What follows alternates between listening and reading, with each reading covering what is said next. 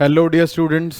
तो आज का हमारा लेक्चर है बहुत ही इम्पॉर्टेंट टॉपिक जो केमिस्ट्री में है उसके बारे में, which is quantum mechanical model of atom and quantum numbers. ठीक है, तो शुरुआत करेंगे। पहले क्वांटम मैकेनिकल मॉडल को समझने से पहले आपको एक बोर मॉडल की बेसिक समझ होना ज़रूरी है। ठीक है, तो मैं थोड़ा सा ब्रीफली आपको पहले बोर्स मॉडल ऑफ एटम के बारे में ब्रीफ कर देता हूं और उसके बाद हम शुरुआत करेंगे quantum mechanical model of atom की।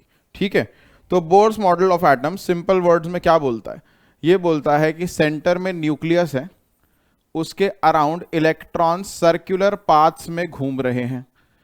ये सर्कुलर पाथ क्या है? ये सर्कुलर पाथ फिक्स्ड पाथ हैं जिसके अंदर इलेक्ट्रॉन घूम रहे हैं।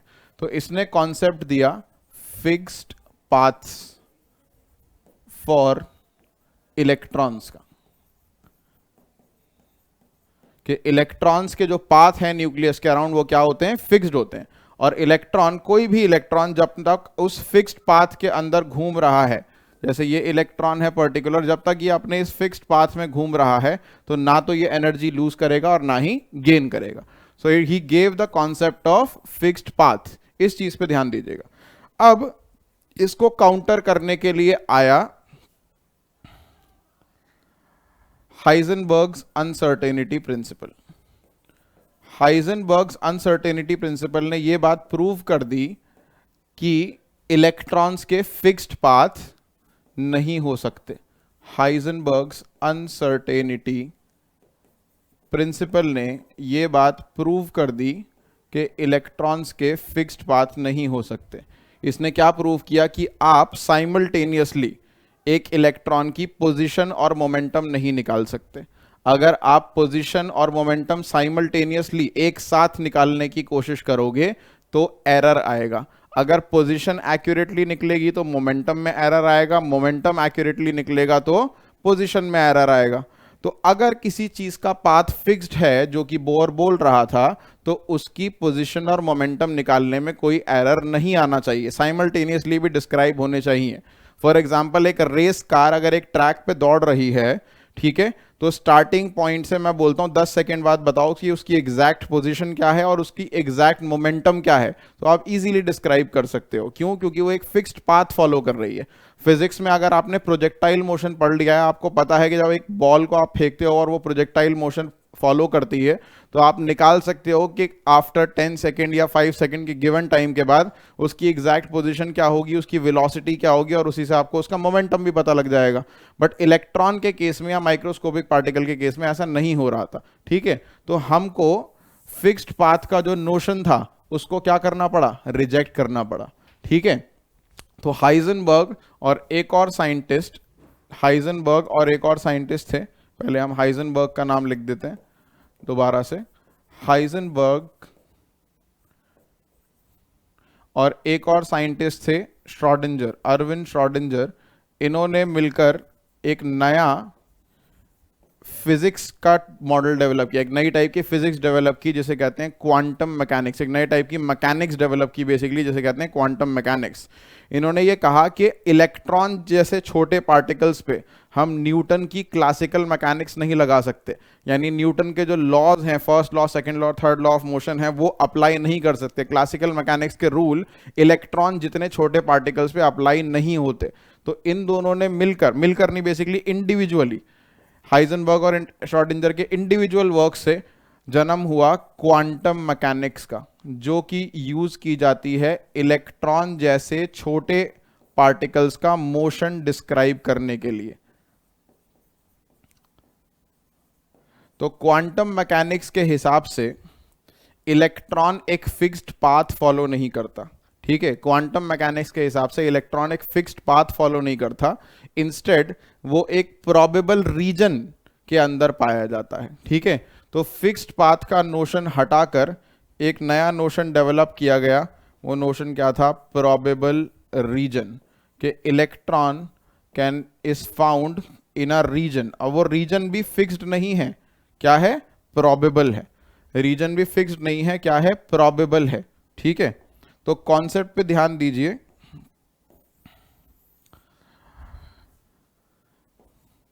तो क्वांटम मैकेनिकल मॉडल में बेसिकली क्या हुआ, क्वांटम मैकेनिकल मॉडल में बेसिकली हुआ ये कि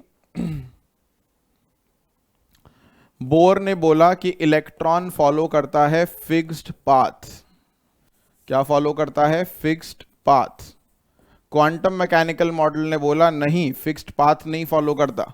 ठीक है, क्या फॉलो करता है? कहां पे इलेक्ट्रॉन मिलता है? इलेक्ट्रॉन मिलता है एक प्रोबेबल रीजन में, यानी कि हम ये डिस्क्राइब नहीं कर सकते एग्जैक्टली इलेक्ट्रॉन कहां मिलेगा, हम ये बता सकते हैं कि प्रोबेबिलिटी मिलने की इलेक्ट्रॉन की इस रीजन में, हम 99.9% श्योरिटी से बता सकते हैं कि इलेक्ट्रॉन इस रीजन में मिलेगा। यानी 100% श्योरिटी से बताना पॉसिबल ही नहीं है इलेक्ट्रॉन को। तो फिक्स्ड पाथ का नोशन खत्म होकर किसका नोशन आया? प्रोबेबल रीजन का। इस फिक्स्ड पाथ को बोर ने कहा था ऑर्बिट। क्या नाम दिया था? ऑर्बिट। ठीक है, बोर ने बोला था ये जो फिक्स्ड पाथ है इलेक्ट्रॉन जिसमें रिवॉल्व कर रहा है उनको क्या कहते हैं? ऑर्बिट।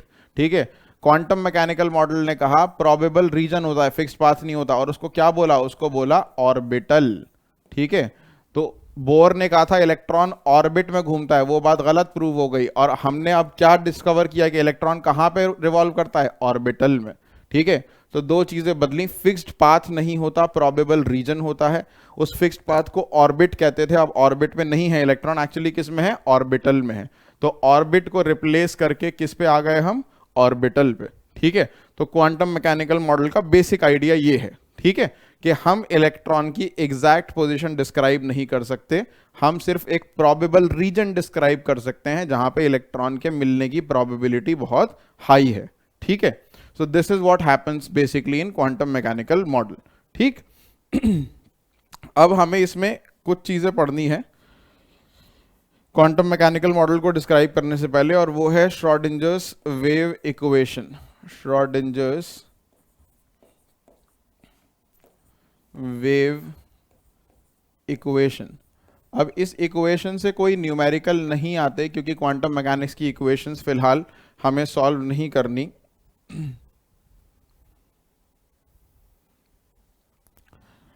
लेकिन ये इक्वेशन डिस्क्राइब करने के लिए जरूर आ जाती है। इक्वेशन से क्वेश्चन तो नहीं आते, बेसिकली न्यूमेरिकल नहीं आते, लेकिन इक्वेशन को डिस्क्राइब करने के लिए जरूर आ जाता है। ठीक है, तो इक्वेशन है D psi square upon D X square. ठीक है, D psi square upon D X square divide plus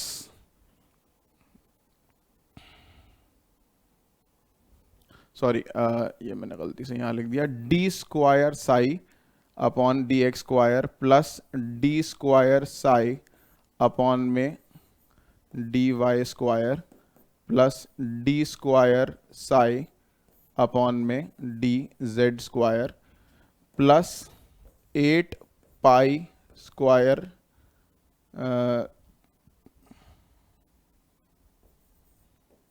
M square upon N. 8 pi square M upon में एन स्क्वायर, सॉरी, और E minus V equal to 0। ठीक है, ये equation है Schrodinger's wave equation. अब इसके अंदर ये E है, sorry, let me right it properly, this is E। ठीक है, अब इसके अंदर ये सारे सिंबल्स का मतलब एक एक करके हमें समझना है क्या होता है। ठीक, इसमें D तो डिफरेंशियल है, साई का सिंबल समझिए, इसे पढ़ते हैं सिंबल को, त्रिशूल जैसा सिंबल जो पड़ा हुआ है इसे पढ़ते हैं साई। ठीक है, PSI, P साइलेंट होता है इसमें, PSI साई। ये है wave function, wave function of electron, electron wave, electron की वेव का वेव फंक्शन। ठीक है, इसके बाद साई एक्चुअली कुछ रिप्रेजेंट नहीं करता, इसका कोई फिजिकल सिग्निफिकेंस नहीं है, but it represents the amplitude of electron wave. Electron wave का एम्पलीट्यूड रिप्रेजेंट करता है। ठीक है, बस इस इक्वेशन को आपको याद करना है। एनसीईआरटी में इनफैक्ट इसकी और सिंप्लीफाइड इक्वेशन है, इतनी डिटेल में भी नहीं है, मैं आपको शॉर्ट इक्वेशन भी बताऊंगा इसकी एनसीईआरटी में क्या लिखी हुई है। दूसरे ये जो एक्स स्क्वायर वाई स्क्वायर और जेड स्क्वायर है, एक्स वाई एंड जेड जो है ये क्या बता रहा है? Coordinates of electron. इलेक्ट्रॉन कहाँ पर प्रोबेबली प्रेजेंट हो सकता है न्यूक्लियस के अराउंड, तो coordinates of electron around nucleus. ठीक है, इसमें m मास ऑफ इलेक्ट्रॉन है, n जिसका स्क्वायर लगा हुआ है यहाँ पे n स्क्वायर, ये n है शेल नंबर, कौन से शेल में है इलेक्ट्रॉन बेसिकली। E है एनर्जी ऑफ इलेक्ट्रॉन, E क्या है, एनर्जी ऑफ इलेक्ट्रॉन, और V है पोटेंशियल एनर्जी ऑफ इलेक्ट्रॉन।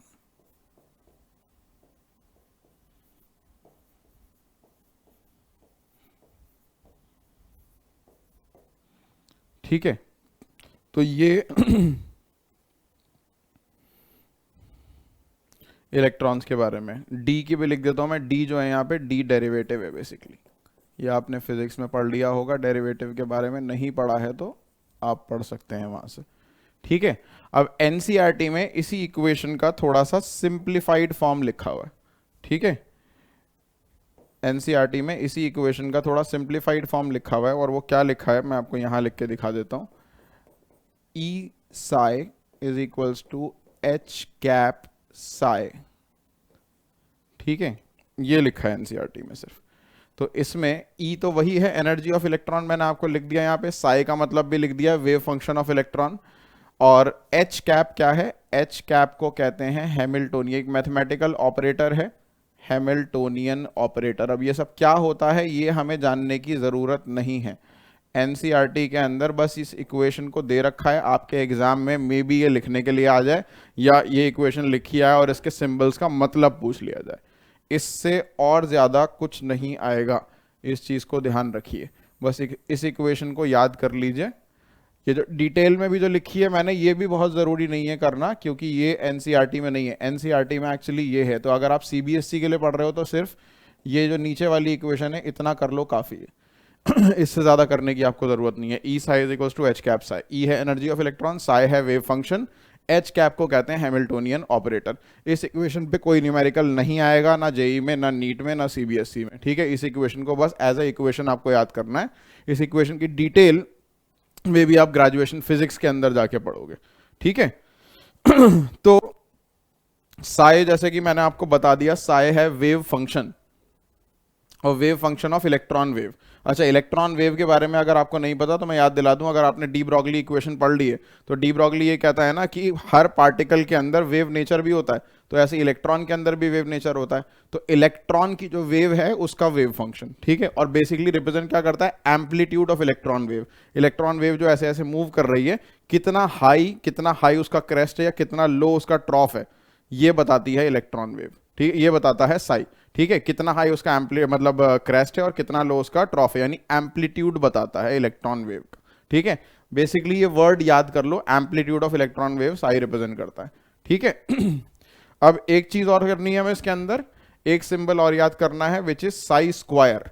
तो मैं यहां लिख देता हूं, साई स्क्वायर क्या रिप्रेजेंट करता है, साई स्क्वायर क्या रिप्रेजेंट करता है। ठीक है, इक्वेशन में तो साई स्क्वायर नहीं है, लेकिन साई स्क्वायर यूज होता है अदर जगहों पे। साई स्क्वायर रिप्रेजेंट करता है probability density,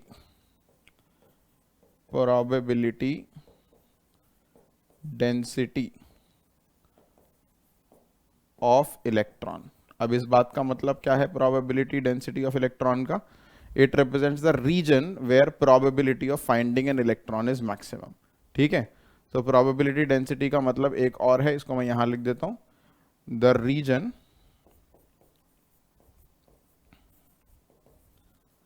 where probability of finding an electron is maximum.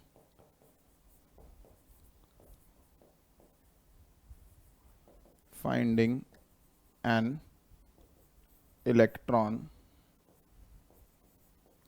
is maximum.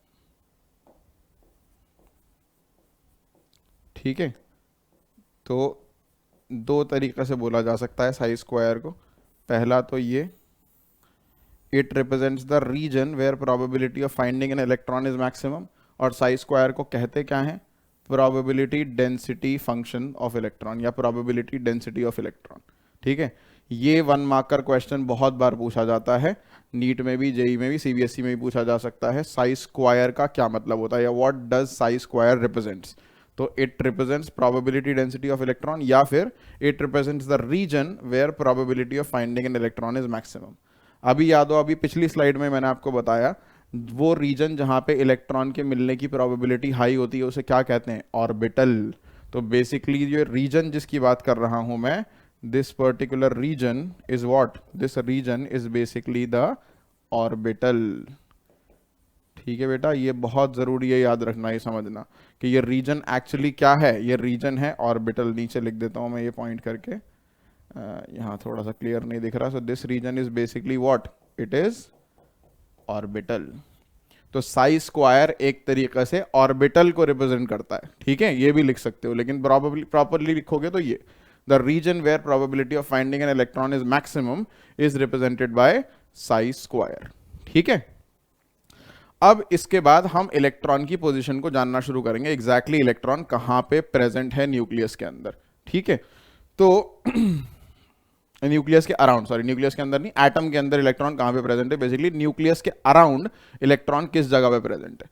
ठीक है, तो इस चीज को समझो, ध्यान से सुनो जरा ये चीज, कि अगर मैं अपना एड्रेस बताना चाहता हूं तुम्हें, ठीक है, अगर मैं चाहता हूं अपना एड्रेस बताना कि मैं कहां पर रहता हूं, अगर मैं तुम्हें सिर्फ इतना बता दूं कि मेरा फ्लैट नंबर 36 है, तो क्या ये इन्फॉर्मेशन काफी है ये जानने के लिए कि मैं कहां रहता हूं। मैंने तुम्हें सिर्फ फ्लैट नंबर बताया, ठीक है, तो फ्लैट नंबर तो 36 दुनिया में बहुत सारे होंगे, तुम्हें कैसे पता चलेगा कि मैं कहां रहता हूं। तो this information is not enough. मैंने सिर्फ तुम्हें फ्लैट नंबर बताया, तो मुझे प्रॉब्ली ये बताना पड़ेगा कि मेरा फ्लैट नंबर 36 कौन सी बिल्डिंग में है, या कौन से अपार्टमेंट में है, या कौन सी गली में है, या कौन से रोड पर है।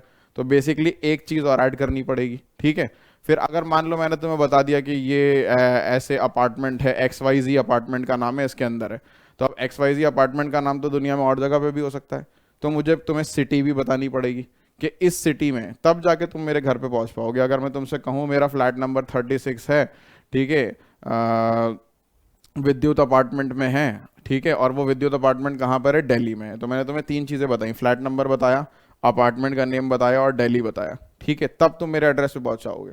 नॉर्मली तुम्हारे जितने भी एड्रेस होते हैं, किसी के भी घर का, अपने घर का एड्रेस के बारे में सोच के देखो, तुम्हारे घर के एड्रेस में 3 चीजें मिनिमम होती हैं हर किसी के एड्रेस में। ठीक है, वो 3 चीजें, पहला तुम्हारा होता है हाउस नंबर या फ्लैट नंबर, जहां पे भी तुम रहते हो। दूसरी चीज होती है तुम्हारा अपार्टमेंट या तुम्हारी गली का नाम या तुम्हारे एरिया का नाम।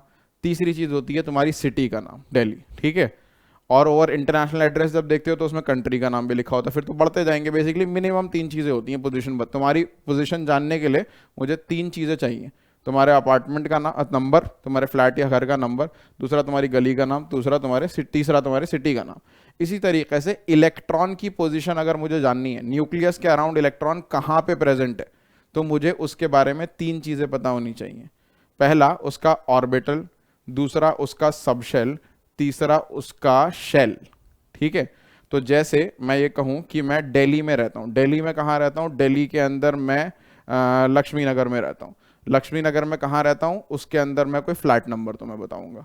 ठीक है, तो इसी तरीके से अगर मैं इलेक्ट्रॉन का एड्रेस जानना चाहता हूं कि इलेक्ट्रॉन कहाँ रहता है, तो सबसे पहली चीज मुझे जाननी पड़ेगी कि इलेक्ट्रॉन कौन से शेल में रहता है। ठीक है, इलेक्ट्रॉन कौन से शेल में रहता है, सबसे पहली चीज ये जाननी पड़ेगी। दूसरी चीज जाननी पड़ेगी उस शेल के अंदर बहुत सारे सब शेल होते हैं। एक शेल के अंदर बहुत सारे क्या होते हैं, सब शेल होते हैं। तो मुझे ये जानना पड़ेगा उस शेल के कौन से सब शेल में रहता है इलेक्ट्रॉन। फिर एक सब शेल के अंदर बहुत सारे ऑर्बिटल होते हैं, तो मुझे ये भी जानना पड़ेगा कि और कौन से ऑर्बिटल में रहता है। जैसे मैं कहूं कि मैं दिल्ली में रहता हूं,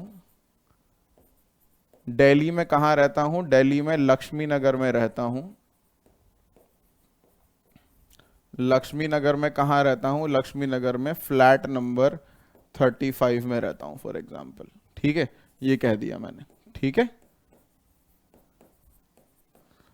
तो मैंने 3 चीजें बताई जिससे तुम्हें मेरा इंफॉर्मेशन मिल गया। फ्लैट का नाम भी बताना पड़ेगा, फॉर एग्जांपल अपार्टमेंट का नाम कुछ भी लिख देते हैं, XYZ apartment. Basically XYZ apartment के फ्लैट 35 में रहता हूं।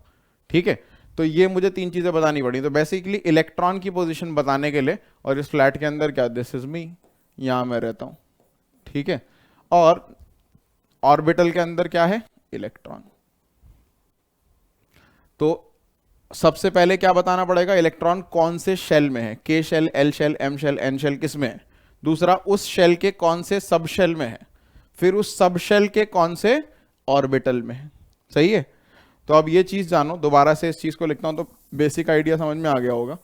एक शेल के अंदर होते हैं बहुत सारे सब शेल, एक शेल के अंदर होते हैं बहुत सारे, या बहुत सारे का मतलब ये नहीं हमेशा सब में बहुत सारे होंगे, लेकिन एक से ज्यादा सब शेल, एक शेल के अंदर बहुत सारे सब शेल होते हैं, सब शेल के अंदर बहुत सारे ऑर्बिटल होते हैं, और एक ऑर्बिटल में एक नहीं, एक्चुअली दो इलेक्ट्रॉन होते हैं। एक ऑर्बिटल में कितने इलेक्ट्रॉन होते हैं, दो electron, with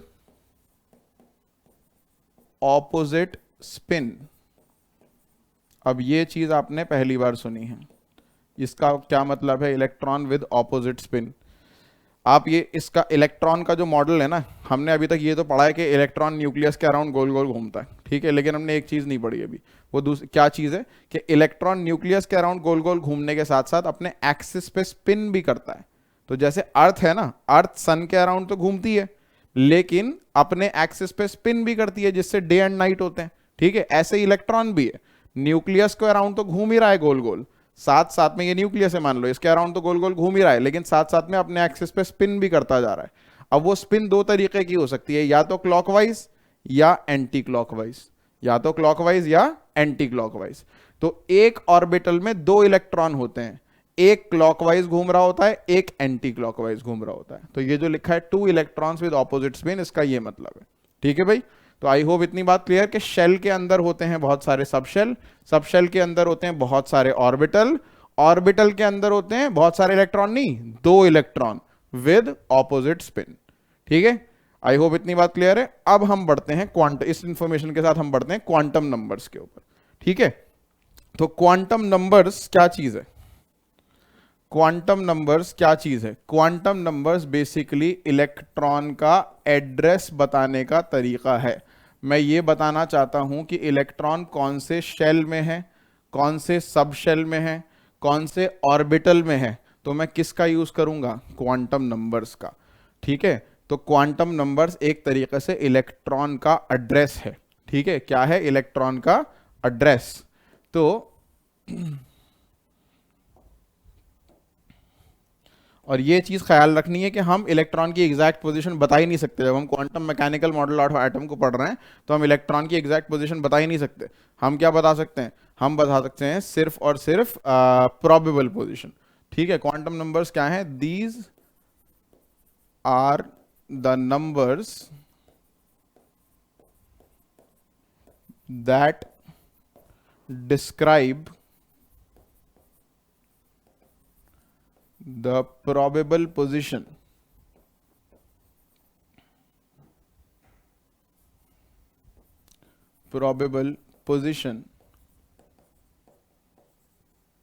of electron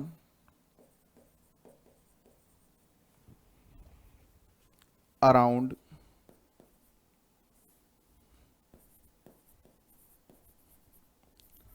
the nucleus, ठीक है। तो क्वांटम नंबर्स वो नंबर हैं जो इलेक्ट्रॉन की पोजीशन को, प्रोबेबल पोजीशन को डिस्क्राइब करते हैं न्यूक्लियस के अराउंड, के न्यूक्लियस के इलेक्ट्रॉन न्यूक्लियस के अराउंड इलेक्ट्रॉन कहां पर हो सकता है। 99% प्रोबेबिलिटी से ये बता सकते हैं, और इतना ही जान सकते हैं हम, क्वांटम मैकेनिकल मॉडल में एग्जैक्ट पोजीशन बताना पॉसिबल ही नहीं है, ठीक है। तो अब देखिए जरा ध्यान से इस चीज को, हमें 4 क्वांटम नंबर्स इन टोटल पढ़ने हैं, टोटल मिला के हम 4 क्वांटम नंबर्स पढ़ेंगे। पहला क्वांटम नंबर होता है बेटा principal quantum number, principal quantum number, जिसको हम रिप्रेजेंट करते हैं स्मॉल n सिंबल से। दूसरा क्वांटम नंबर होता है azimuthal quantum number, azimuthal quantum number, इसको हम रिप्रेजेंट करते हैं स्मॉल l सिंबल से। तीसरा क्वांटम नंबर होता है मैग्नेटिक क्वांटम नंबर,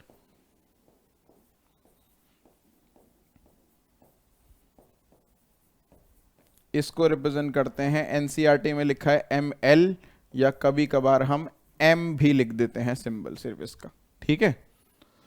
चौथा क्वांटम नंबर है स्पिन क्वांटम नंबर। तो स्पिन क्वांटम नंबर को रिप्रेजेंट करते हैं ms से, या कभी कभार इसको s भी लिख दिया जाता है, सिर्फ s से, ठीक है। इसमें जो पहले 3 क्वांटम नंबर हैं वो इलेक्ट्रॉन की पोजीशन बताते हैं। जैसे ये बताता है शेल कौन सा है, ये बताता है सब शेल कौन सा है, ठीक है, और ये बताता है ऑर्बिटल कौन सा है, ठीक है। या फिर कभी कभार हम इसे बोलते हैं ओरिएंटेशन ऑफ ऑर्बिटल बताता है, ओरिएंटेशन ऑफ ऑर्बिटल। ये चीज अभी आपको जब ऑर्बिटल्स के शेप कराऊंगा तो समझ में आएगी, फिलहाल ये जान लीजिए, अभी इसको आप इतना ही समझ लीजिए कि ये ऑर्बिटल बताता है। पहला क्वांटम नंबर ये बताता है शेल कौन सा है इलेक्ट्रॉन का, दूसरा एजीमुथल क्वांटम नंबर बताता है कि सब शेल कौन सा है, और मैग्नेटिक क्वांटम नंबर बताता है ऑर्बिटल कौन सा है इलेक्ट्रॉन का, ठीक है। और आखिरी स्पिन क्वांटम नंबर क्या बताता है, direction off spin. Spin quantum number बताता है बेटा direction off spin of electron, ठीक है। तो पहले 3 क्वांटम नंबर काफी हैं क्या बताने के लिए, इलेक्ट्रॉन की पोजीशन बताने के लिए। ये वाले 3 जो हैं, these are enough to know the position of electron, these are enough to know the position of electron, and the last one will tell you only about the spin of electron. तो अगर आपसे पूछे कितने quantum numbers की जरूरत है electron की position बताने के लिए, तो कितने, 3। पहले 3 प्रिंसिपल, एजीमुथल और मैग्नेटिक क्वांटम नंबर काफी हैं इलेक्ट्रॉन की पोजीशन बताने के लिए, और लास्ट क्वांटम नंबर जो है स्पिन क्वांटम नंबर, ये सिर्फ क्या बताएगा कि इलेक्ट्रॉन क्लॉकवाइज घूम रहा है या एंटी क्लॉकवाइज घूम रहा है, सिर्फ और सिर्फ direction off spin of electron बताएगा, ठीक है। तो आई होप इतनी बात सबको क्लियर है। अब एक एक करके इन क्वांटम नंबर्स को हम डिटेल में पढ़ेंगे कि प्रिंसिपल क्वांटम नंबर शेल किस तरीके से डिस्क्राइब करता है और क्या क्या बता सकता है, एजीमुथल, मैग्नेटिक और स्पिन क्वांटम नंबर, ठीक है। चलिए स्टार्ट करते हैं प्रिंसिपल क्वांटम नंबर से, ठीक है भाई। स्टार्ट करेंगे प्रिंसिपल क्वांटम नंबर से।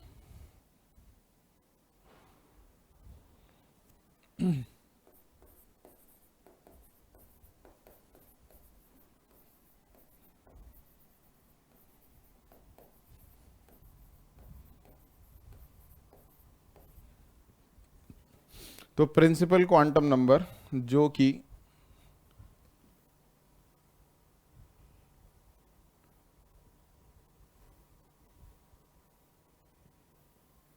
प्रिंसिपल क्वांटम नंबर जिसका सिंबल है स्मॉल n, ठीक है, ये क्या रिप्रेजेंट करता है, सबसे पहले मैंने आपको क्या बताया था, it represents the shell of electron. तो पहली बात इसके बारे में यही लिख देंगे बेटा, साथ साथ नोट्स बनाते चलेंगे, सब तभी याद होगा, वरना ये कुछ नहीं समझ में आएगा, आप भूल जाओगे सारी चीजें। सबसे पहली चीज हम एक पढ़ देंगे इसके बारे में, it represents the shell occupied by the electron। सबसे पहले क्या बताता है कि इलेक्ट्रॉन ने कौन सा शेल ऑक्यूपाई किया है, ठीक है। दूसरा, it can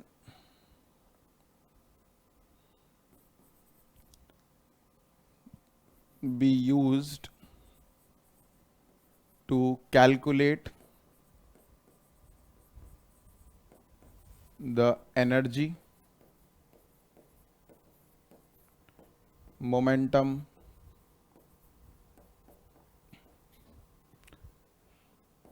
and radius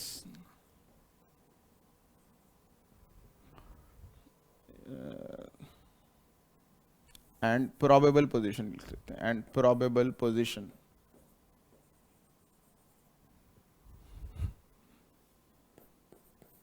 of electron, ठीक है। अब इसकी टेबल बनाएंगे और इसे डिटेल में थोड़ा सा समझेंगे कि कैसे कैसे डिस्क्राइब करता है। सबसे पहले मैं यहाँ पे लिख देता हूँ शेल कौन सा है और प्रिंसिपल क्वांटम नंबर, या चलो इसे ऐसे लिखते हैं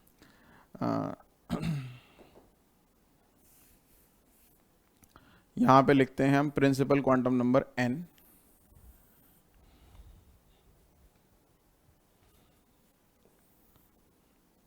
सबसे ऊपर हम लिखते हैं principal quantum number n।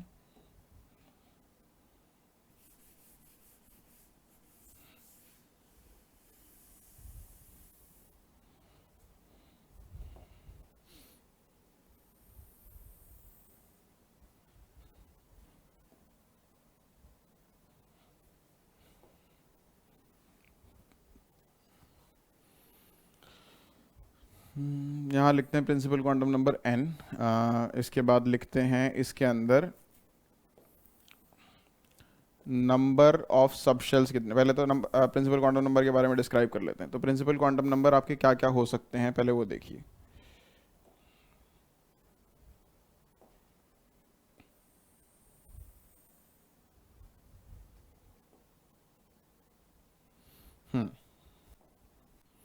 Principal quantum number की वैल्यू हो सकती है 1, 1, 2, 3, 4 एंड सो ऑन। ठीक है, ये इसकी वैल्यूज हो सकती हैं। 1 क्या रिप्रेजेंट करता है? 1 रिप्रेजेंट करता है के शेल, 2 का मतलब है एल शेल, 3 का मतलब है एम शेल, 4 का मतलब है एन शेल, और ये ऐसे ही इन्फिनिटी तक जाएगा। शेल्स का नंबर क्या होता है? इनफाइनाइट। ठीक है, कितने भी शेल्स हो सकते हैं। तो 1 मतलब के शेल, 2 मतलब एल शेल, 3 मतलब एम शेल, 4 मतलब N shell and so on, N O P Q R S, अब इस तरीके से चलते जाओगे। तो एन की वैल्यू, प्रिंसिपल क्वांटम नंबर की वैल्यू 1 से शुरू होती है और इन्फिनिटी तक जाती हैं। ठीक है, तो इसकी वैल्यूज अगर मैं यहाँ लिख दूँ, इसकी वैल्यूज 1, 2, 3, 4, 5, 6 सो ऑन, ये चलती चली जाएंगी। ठीक है, 1 मतलब के शेल, 2 मतलब एम शेल, 3 मतलब N shell and so on. अब एक शेल के अंदर कितने सब शेल, शेल के अंदर क्या बताया था मैंने बेटा पिछली स्लाइड में? क्या बताया पिछली स्लाइड में? पिछली में एक्चुअली शेल के अंदर क्या होते हैं? सब शेल। सब शेल के अंदर होते हैं ऑर्बिटल, ऑर्बिटल के अंदर होते हैं इलेक्ट्रॉन। तो मैं ये कैलकुलेट करने की कोशिश करूंगा अभी कि एक शेल में कितने सब शेल होते हैं, एक शेल में कितने ऑर्बिटल होते हैं, और एक शेल में कितने इलेक्ट्रॉन होते हैं। ठीक है, मैं शेल के नंबर से ये पता लगाऊंगा कि उस शेल में कितने सब शेल हैं, उस शेल में कितने ऑर्बिटल हैं, और उस शेल में कितने इलेक्ट्रॉन हैं। ठीक है, देखो वापस आके इस पे हम फॉर्मूलाज भी लिखेंगे अभी। देखिए, तो मैं पहले निकालना चाहता हूं number of subshells in a shell. एक शेल में कितने सबशेल होते हैं, सबसे पहले मैं ये डिस्क्राइब करना चाहता हूं। तो इसके लिए सिंपल सा फॉर्मूला है भाई। क्या फॉर्मूला है? एक शेल में कितने सबशेल होते हैं, इसके लिए बहुत सिंपल सा फॉर्मूला है। क्या है वो फॉर्मूला?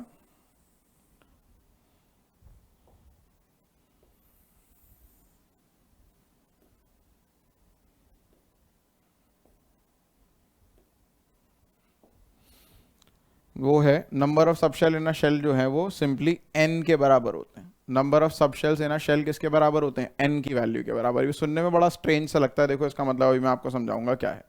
तो पहले शेल में सिर्फ एक ही सबशेल है, दूसरे में 2 सबशेल हैं, तीसरे में 3 सबशेल हैं, चौथे में 4 एंड सो ऑन। ठीक है, बहुत सिंपल सा लॉजिक है। देखो क्या करो, इमेजिन करो एक बिल्डिंग है जिसके अंदर तुम जाते हो, उसके अंदर रूम नंबर्स डले हुए हैं, 1 से लेके शुरू हो रहा है, room number 1, room number 2, room number 3, room number 4, room number 5 and so on. ऐसे मान लो 50 रूम है उस बिल्डिंग के अंदर। ठीक है, अब मैं तुमसे कहता हूँ जाओ रूम नंबर 1 के अंदर जाओ। तुम रूम नंबर 1 के अंदर जाते हो, वहां जाके तुम देखते हो वो एक बड़ा सा रूम है। ठीक है, लेकिन जैसे ही तुम रूम नंबर 2 में जाते हो, अब मैं तुमसे कहता हूँ रूम नंबर 2 में जाओ, जैसे तुम रूम नंबर 2 में जाते हो, तुम अंदर से जाके देखते हो वो रूम नंबर 2 एक रूम नहीं है, उसके अंदर 2 रूम्स हैं। फिर उसके बाद जैसे तुम रूम नंबर 3 में जाते हो, रूम नंबर 3 के अंदर 3 रूम्स हैं। रूम नंबर 4 में जाते हो तो रूम नंबर 4 के अंदर 4 रूम्स हैं। तो ऐसे ही कहने का मतलब, वन शेल में, शेल नंबर 1 में एक ही सब शेल है, दूसरे शेल को अंदर से 2 में डिवाइड करा हुआ है, दूसरे शेल में 2 सब शेल्स हैं, तीसरे में 3 सब शेल्स हैं, चौथे में 4 सब शेल्स हैं, तो 10वें में 10 सब शेल्स होंगे, 20वें में 20 सब शेल्स होंगे, 30th शेल नंबर में 30 सब शेल्स होंगे। तो जो शेल नंबर होगा उसके अंदर उतने ही सब शेल्स होंगे। ये बात बेटा बहुत ध्यान से समझने आनी चाहिए आपको। रिपीट करिए, नहीं तो देखना है तो समझ नहीं आया ये बात। तो तो रूम नंबर 1 में 1 रूम, रूम नंबर 2 के अंदर से 2 रूम, रूम नंबर 3 के अंदर 3 रूम्स, रूम नंबर 4 के अंदर 4 रूम्स। ऐसे ही पहले शेल में एक ही सब शेल, दूसरे में 2 सब शेल, तीसरे में 3, चौथे में 4, पांचवे में 5। ठीक है। अब ऐसे ही अगर मुझे फॉर्मूला लिखना है नंबर ऑफ ऑर्बिटल्स निकालने का, क्या निकालने का? Number of orbitals in a shell, एक शेल में कितने ऑर्बिटल होते हैं, अगर मैं ये पता लगाना चाहता हूं तो इसके लिए फॉर्मूला क्या है? इसके लिए फॉर्मूला है एन स्क्वायर। क्या फॉर्मूला है इसके लिए? N square. जो एन की वैल्यू है उसका स्क्वायर कर दो तो आपको क्या मिल जाएंगे? ऑर्बिटल कितने हैं एक शेल में। तो 1 का स्क्वायर क्या होता है बेटा? 1। यहां सेकंड शेल है, 2 का स्क्वायर क्या होता है? 4। 3 का स्क्वायर क्या होता है? 9। 4 का स्क्वायर क्या होता है? 16। तो हमने क्या सीखा कि फर्स्ट शेल में कितने ऑर्बिटल हैं? एक ही ऑर्बिटल। सेकेंड शेल में 4 ऑर्बिटल, थर्ड शेल में 9 ऑर्बिटल, फोर्थ शेल में 16 ऑर्बिटल, फिफ्थ शेल में 5 का स्क्वायर 25 ऑर्बिटल, सिक्स शेल में 6 का स्क्वायर 36 ऑर्बिटल। समझ में आई बात? कि शेल के अंदर सब शेल कितने हैं? जो शेल का नंबर है। फर्स्ट शेल में एक सब शेल, दूसरे शेल में 2 सब शेल, तीसरे शेल में 3 सब शेल, चौथे में 4। ऑर्बिटल कितने? एन का स्क्वायर। फर्स्ट शेल में 1, सेकंड में 4, थर्ड में 9, फोर्थ में 16, फिफ्थ में 25 एंड सो ऑन। ठीक है। तो ये फॉर्मूला हो गया नंबर ऑफ ऑर्बिटल्स निकालने का। अब अगला फॉर्मूला जो हमें सीखना है वो है नंबर ऑफ इलेक्ट्रॉन्स निकालने का। Number of electrons in a shell, एक शेल में कितने इलेक्ट्रॉन्स होते हैं। तो इसके लिए बेटा सिंपल सा फॉर्मूला है 2n स्क्वायर, और ये वाला फॉर्मूला आपने 9th क्लास में भी पढ़ा होगा।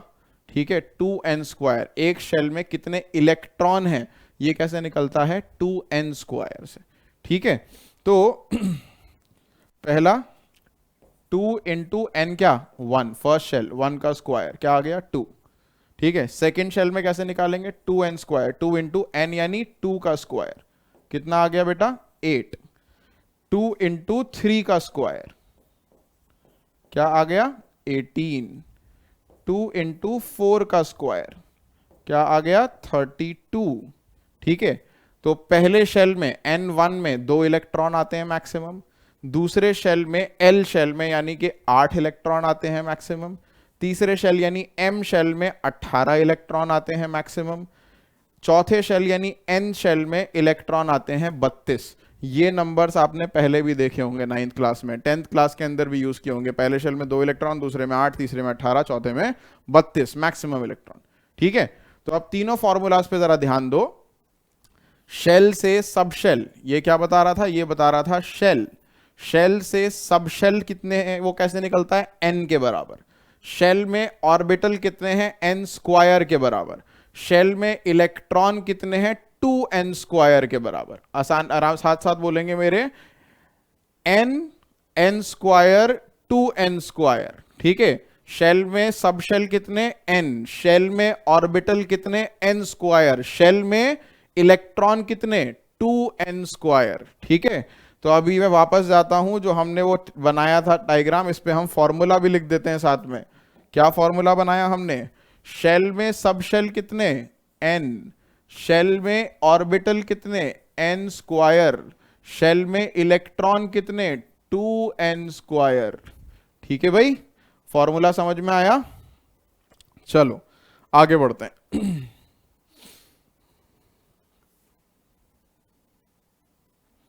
तो आपने कैलकुलेट कर लिया कि एक शेल में कितने सब शेल, कितने ऑर्बिटल, कितने इलेक्ट्रॉन आते हैं। अब हम अगले क्वांटम नंबर पे बढ़ेंगे जो कि है एजीमुथल क्वांटम नंबर। ठीक है। हमने शेल निकालना सीख लिया, प्रिंसिपल क्वांटम नंबर हो गया हमारा पूरा। अगला क्वांटम नंबर सीखेंगे which is what we call azimuthal quantum number.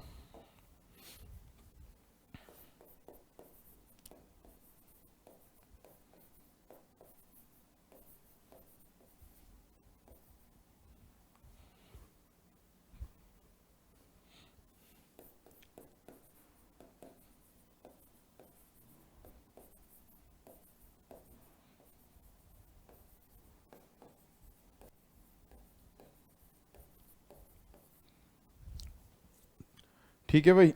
देखिए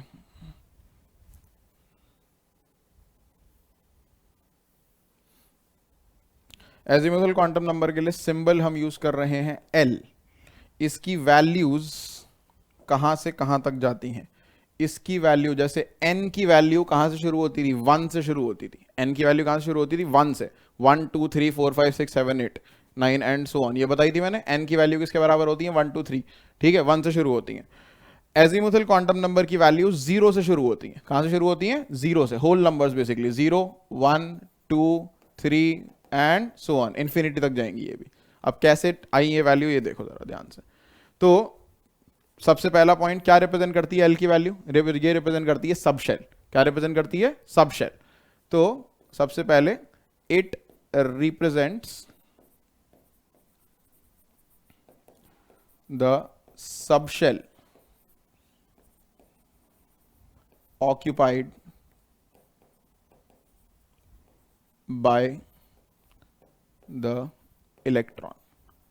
तो इलेक्ट्रॉन ने कौन सा सब शेल ऑक्यूपाई कर रखा है वो बताती है एल की वैल्यू। ठीक है, इसकी वैल्यू एन पे डिपेंड करती है। Value of L depends on value of N. Value of L किस पे डिपेंड करती है? वैल्यू ऑफ एन पे डिपेंड करती है। कैसे करती है ये देखिए। अगर एन की वैल्यूज मैं यहां लिखूं और एल की वैल्यूज यहां लिखूं, तो एन की मिनिमम वैल्यू होती है 1। अगर एन 1 होगा तो एल की वैल्यू कहां से शुरू होती है? 0 से। एल की वैल्यू 0 होगी। अगर एन 1 होगा तो एल की वैल्यू क्या होगी? 0। अगर एन 2 होगा तो एल की वैल्यू 0 एंड 1 दोनों हो सकती। अगर n3 होगा तो l की वैल्यू 0 1 और 2 हो सकती है। अगर n4 होगा तो l की वैल्यू 0 1 2 3 हो सकती है and so on. I think logic अभी तक समझ में आ गया होगा। क्या कर रहे हैं हम? जितनी n की वैल्यू होगी l की वैल्यू 0 से स्टार्ट होगी और उससे एक कम रहेगी। ठीक है, अगर n की वैल्यू मान लो 10 हुई तो l की वैल्यू क्या होगी? 0 1 2 3 4 5 6 7 8 9 तक होगी। ठीक है, अगर n की वैल्यू 10 है तो l की वैल्यू 0 से लेकर 9 तक होगी। अगर n की वैल्यू 100 है तो l की वैल्यू 0 से लेकर 99 तक होगी। तो जहां तक n की वैल्यू है उससे एक कम रहेगी l की वैल्यू। ठीक है, अब जैसे शेल के नाम होते हैं, N1 मतलब K शेल, N2 मतलब M shell, L shell sorry, और N3 मतलब M शेल, N4 मतलब N शेल, ऐसे ही सब शेल के भी नाम होते हैं। तो अगर L की वैल्यू मैं यहां लिखूं और यहां पे लिख दूं नेम ऑफ सब शेल, तो क्या है इसका मतलब? L की वैल्यू क्या होती है? 0 1 2 3 4। तो अगर L 0 है तो नेम ऑफ सब शेल होता है S। 0 मतलब S सब शेल, 1 है तो मतलब P सब शेल, 2 है तो मतलब D सब शेल, 3 है तो मतलब F सब शेल। अब यहां तो ये रैंडम ऑर्डर चल रहा है, कोई अल्फाबेटिकल ऑर्डर नहीं है। जैसे शेल के नाम में अल्फाबेटिकल ऑर्डर है, K के बाद क्या आता है? L, फिर M, फिर N, फिर O, अल्फाबेटिकल। यहां अल्फाबेटिकल ऑर्डर नहीं है। 0 कौन सा है? S सब शेल, 1 कौन सा है? P सब शेल, 2 कौन सा है? D, 3 कौन सा है? F। अब इसके आगे जब जाओगे ना तो इसके आगे तुम अल्फाबेटिकल ऑर्डर फॉलो करोगे। इसके आगे अल्फाबेटिकल, इसके आगे मैं लिख नहीं रहा, लेकिन अगर मान लो 4 है तो वो कौन सा हो जाएगा? G सब शेल। उसके बाद कौन सा आ जाएगा? H सब शेल। उसके आगे I सब शेल। बेसिकली F के बाद you will follow alphabetical order. ठीक है, तो 0 मतलब S सब शेल, 1 मतलब P, 2 मतलब D, 3 मतलब F सब शेल। तो इसी को देखिए जरा ध्यान से, ये जो मैंने अभी बनाया है यहां पर, इसको जरा ध्यान से देखेंगे बेटा। क्या बताया मैंने आपको यहां? हाँ, तो N1 जब होता है तो L 0 होता है। 0 मतलब कौन सा सब शेल बताया मैंने? 0 मतलब बताया मैंने आपको S सब शेल। तो बेसिकली ये 0 मतलब S सब शेल। ठीक है, तो 0 जहां पे भी, यहां पे 2 था तो L की वैल्यू क्या थी? 0 एंड 1, तो ये S सब शेल था। और 1 कौन सा होता है? 1 कौन सा होता है? P सब शेल। ठीक है, तो ब्रैकेट में P भी लिख देते हैं इसका नाम हम साथ में। 1 तो लिखा हुआ है, P भी लिख देते हैं। 3 में कौन सा आता है? L। 0 1 2, 0 मतलब क्या? S, 1 मतलब क्या? P, और 2 मतलब क्या? D। ठीक है। सिमिलरली जब n 4 होता है तो L की वैल्यू होती है 0 1 2 3, और 0 मतलब S, 1 मतलब P, 2 मतलब D, और 3 मतलब F। तो ध्यान से देखो जरा, जो बात मैंने पिछली टेबल में बताई थी वही यहां पे प्रूव हो गई। N1 यानी फर्स्ट शेल में एक ही सब शेल होता है। कौन सा सब शेल? S। ठीक है, L की वैल्यू 0 मतलब होता है S सब शेल। तो फर्स्ट शेल में एक ही सब शेल होता है, S sub shell. Second shell में S सब शेल भी होता है और P सब शेल भी होता है। सेकेंड शेल में 2 सब शेल होते हैं। थर्ड शेल में 3 सब शेल होते हैं। कौन कौन से 3? S, P और D। फोर्थ शेल में 4 सब शेल होते हैं, S, P, D, F। देखो पिछली स्लाइड में जो बताया था वो बात प्रूव हुई कि नहीं? मैंने बताया शेल नंबर 1 में कितने सब शेल? 1, दूसरे में 2, तीसरे में 3, चौथे में 4, पांचवे में 5। जो शेल का नंबर उतने ही उसके अंदर सब शेल। वही बात प्रूव हो रही है कि नहीं? यहां देखिए, पहले शेल में एक ही सब शेल, कौन सा? S। दूसरे में 2 सब शेल, कौन से? S और P। तीसरे में 3 सब शेल, कौन कौन से? S, P, D। चौथे में 4 सब शेल, कौन कौन से? S, P, D, F। पांचवे में आ जाएंगे 5 sub shell, S, P, D, F और G। छठे में आ जाएंगे 6 sub shell, S, P, D, F, G, H। ऐसे ही बढ़ता जाएगा। F के बाद आपको अल्फाबेटिकल ऑर्डर फॉलो करना है। फिर से याद दिला रहा हूं ये चीज, ठीक है? तो आई होप यहां तक क्लियर है कि पहले शेल में 1, दूसरे में 2, तीसरे में 3, चौथे में 4, पांचवे में 5 एंड छठे में 6 एंड सो ऑन। ठीक, तो इसके बाद हम अगला टॉपिक स्टार्ट करते हैं। हमारा शेल हो गया, सब शेल एजीमुथल क्वांटम नंबर हो गया। अब हमें पता लगाना है कि एक सब शेल में कितने ऑर्बिटल आते हैं। ठीक है, देखो वापस इस डायग्राम पे जाता हूं मैं। तो मैंने पता लगा लिया था कि शेल में कितने सब शेल होते हैं, शेल में कितने ऑर्बिटल होते हैं, शेल में कितने इलेक्ट्रॉन होते हैं। अब मैं पता लगाना चाहता हूं कि सब शेल में कितने ऑर्बिटल होते हैं, सब शेल में कितने ऑर्बिटल होते हैं, और सब शेल में कितने इलेक्ट्रॉन होते हैं, यह भी पता लगाना चाहता हूं। सब शेल में कितने ऑर्बिटल और सब शेल में कितने इलेक्ट्रॉन होते हैं, ये समझेंगे। ठीक है, देखिए चलिए। तो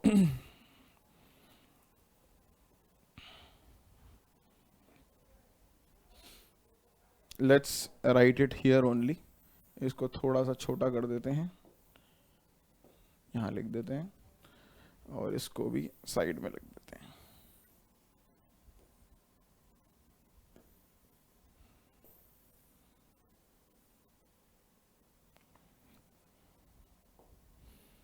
हाँ जी,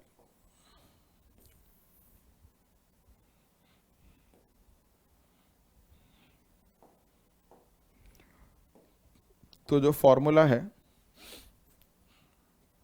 यहां हम लिखेंगे सब शेल, और यहां लिखेंगे सब शेल में कितने ऑर्बिटल होते हैं, एक सब शेल में कितने ऑर्बिटल होते हैं, नंबर ऑफ ऑर्बिटल्स। ठीक है, इन अ सब शेल, ये पता लगाना चाहते हैं। तो इसके लिए भाई फॉर्मूला क्या है? इसके लिए फॉर्मूला है 2l+1। फॉर्मूला क्या है? 2l+1।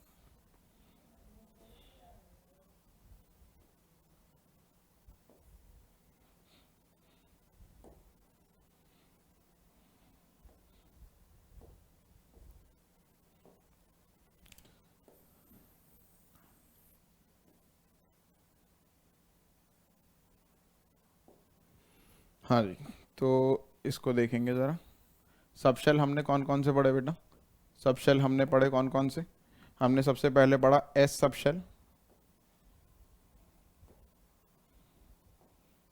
हमने सबसे पहले पढ़ा एस सब शेल। एस सब शेल के लिए एल की वैल्यू क्या है?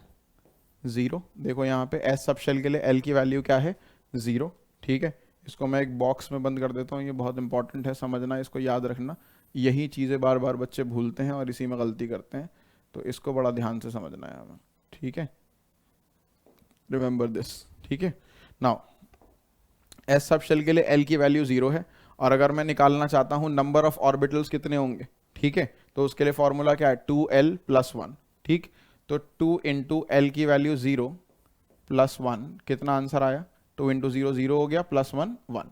तो बेसिकली एस सब शेल में कितने ऑर्बिटल हैं, एक ऑर्बिटल। एस सब शेल में कितने ऑर्बिटल हैं, हमारे पास सिर्फ एक ऑर्बिटल, ठीक है। पी सब शेल में कितने ऑर्बिटल हैं, पी सब शेल के लिए फॉर्मूला लगाते हैं। पी के लिए एल की वैल्यू क्या होती है, देखिए जरा, पी के लिए एल की वैल्यू क्या होती है, 1।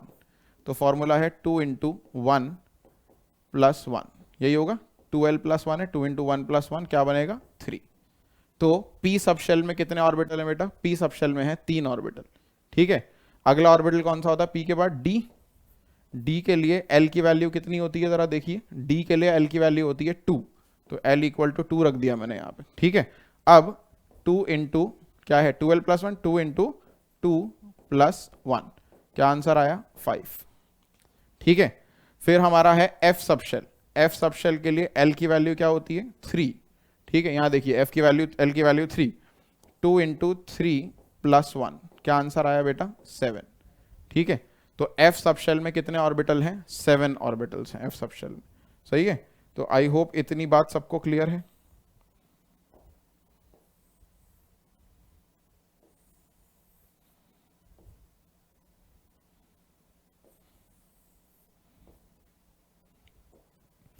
तो अगर मैं डायग्राम बनाने की कोशिश करूं, यही चीज मैं डायग्राम से समझने की कोशिश करता हूं।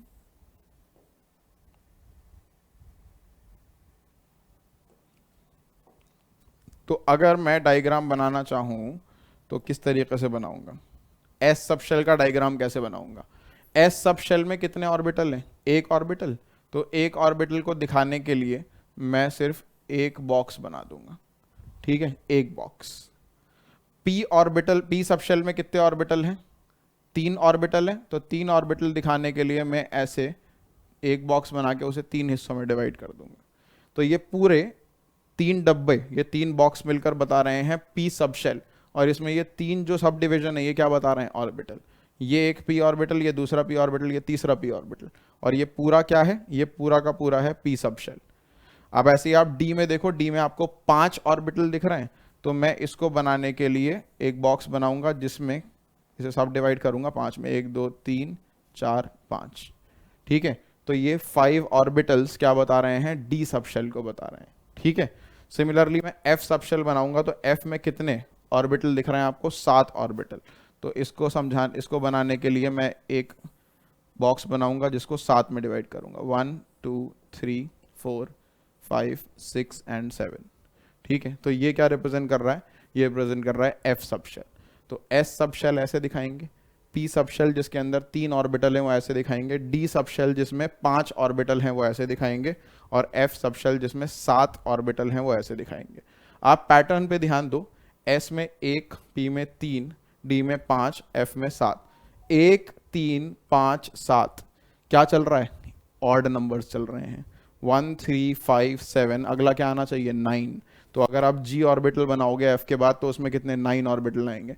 एच बनाओगे तो 11 ऑर्बिटल आएंगे, ठीक है। आई बनाओगे तो 13 ऑर्बिटल्स आएंगे। ज़रूरत नहीं पड़ेगी हमें, एफ तक हमारा काम चल जाएगा, बट ये पैटर्न आप ऑब्जर्व करिए, ठीक है। तो जब भी आप एस और सब शेल अपने दिमाग में इमेजिन करोगे तो आप एक बॉक्स इमेजिन करोगे। जब भी आप पी सब शेल अपने इमेजिन करोगे दिमाग में तो उसमें 2 बॉक्स इमेजिन करोगे, ठीक है। और जब आप डी सब शेल इमेजिन करोगे तो 5 बॉक्स इमेजिन करोगे, एफ में 7 बॉक्स इमेजिन करोगे, ठीक है। तो ये एस पी डी और एफ सब शेल की बात हो गई। लिख भी देता हूं मैं, S, this is P, this is D and this is F sub shell. सही है, समझ में आया। तो बेसिकली अगर मैं वापस जाऊं उसमें फॉर्मूला फिल करने के लिए इसमें, तो सब शेल कैसे निकालते हैं एक ऑर्बिटल में, क्या फॉर्मूला है, 2l प्लस 1। एक सब शेल में कितने ऑर्बिटल हैं उसको निकालने का फॉर्मूला क्या है, 2l प्लस 1। अब जरा ध्यान से देखिए, अगला फॉर्मूला मैं अपने आप निकाल सकता हूं यहीं से, कुछ लिखने की जरूरत नहीं है। एक ऑर्बिटल में मैंने क्या लिखा था, एक ऑर्बिटल में कितने इलेक्ट्रॉन आते हैं, 2 इलेक्ट्रॉन। एक ऑर्बिटल में कितने इलेक्ट्रॉन आते हैं, 2 इलेक्ट्रॉन। तो सिंपली अगर मुझे सब शेल से ऑर्बिटल पता लग गए तो मुझे इलेक्ट्रॉन पता लगाने के लिए क्या करना है, इस फॉर्मूला को सिंपली 2 से मल्टीप्लाई करना है। तो ये जो 2l प्लस 1 वाला फॉर्मूला है इसको अगर मैं मल्टीप्लाई बाय 2 कर दूं तो क्या मिल जाएंगे, सब शेल में कितने इलेक्ट्रॉन है। इसको अगर पूरा मल्टीप्लाई करके लिख दें तो बेसिकली 4l+2।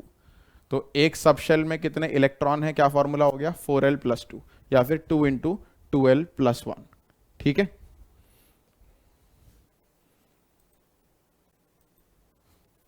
हाँ जी। तो हमें ये पता लग गया, ठीक है, कि शेल में कितने सब शेल हैं, n। शेल में कितने ऑर्बिटल हैं, n²। शेल में कितने इलेक्ट्रॉन हैं, 2n²। फिर सब शेल में कितने ऑर्बिटल हैं, 2l+1। सब शेल में कितने इलेक्ट्रॉन हैं, 4l+2 या 2 × 2l+1। ठीक है, तो एक ऑर्बिटल में 2 इलेक्ट्रॉन आते हैं ना, और ये भी बताया था मैंने, एक ऑर्बिटल में 2 इलेक्ट्रॉन आते हैं और दोनों इलेक्ट्रॉन की स्पिन क्या होती है, ऑपोजिट। अब ये दो ऑपोजिट स्पिन ऐसे दिखाई जाती हैं कि एक अपवर्ड एरो से दिखा दो और एक डाउनवर्ड एरो से दिखा दो। स्पिन दिखाने का ये तरीका होता है, अपवर्ड एरो या डाउन, अपवर्ड एरो दिखा दो क्लॉकवाइज स्पिन के लिए, डाउनवर्ड एरो दिखा दो एंटी क्लॉकवाइज स्पिन के लिए। और फुल एरो बनाना भी जरूरी नहीं है, कभी कभार हम हाफ एरो बना देते हैं, हाफ एरो अपवर्ड और हाफ एरो डाउनवर्ड।